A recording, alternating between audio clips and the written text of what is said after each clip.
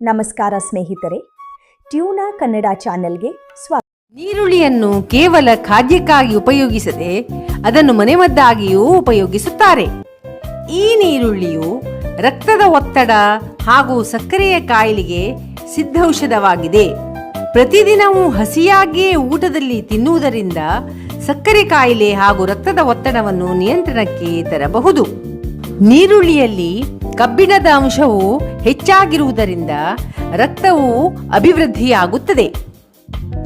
ಇದನ್ನು ಬೆಲ್ಲದ ಸಮೇತ ತಿನ್ನುವುದರಿಂದ ಕಡಿಮೆ ತೂಕ ಇರುವವರು ದೇಹದ ತೂಕವನ್ನು ಹೆಚ್ಚಿಸಬಹುದು.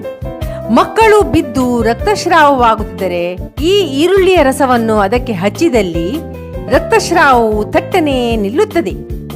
ಈರುಳ್ಳಿಯ ರಸ, ವೀಳ್ಯದೆಲೆಯ ರಸ ಹಾಗೂ ತುಳಸಿ ಇವುಗಳನ್ನು ಸಮಪ್ರಮಾಣದಲ್ಲಿ ಅರೆದು ಹಿಂಡಿ ಅದರ ರಸವನ್ನು ತೆಗೆಯಬೇಕು. ಈ ರಸವನ್ನು 1 ಚಮಚ ಮುಂಜಾನೆ, ಮಧ್ಯಾಹ್ನ, ರಾತ್ರಿ ವೇಳೆ ಸೇವಿಸುವುದರಿಂದ ಕಫ ಹಾಗೂ ಪಿತ್ತದ ನಿವಾರಣೆಯೂ ಆಗುತ್ತದೆ. ಈರುಳ್ಳಿಯನ್ನು ನುಣ್ಣಗೆ ಅರಿದು ಒಸಡಿಗೆ ಮೃದುವಾಗಿ ತಿಕ್ಕಿದರೆ ಒಸಡಿನಿಂದ ಉಂಟಾಗುವ ರಕ್ತಸ್ರಾವವು ನಿಂತು ದಂತಕ್ಷಯವು ದೂರ ಆಗುತ್ತದೆ.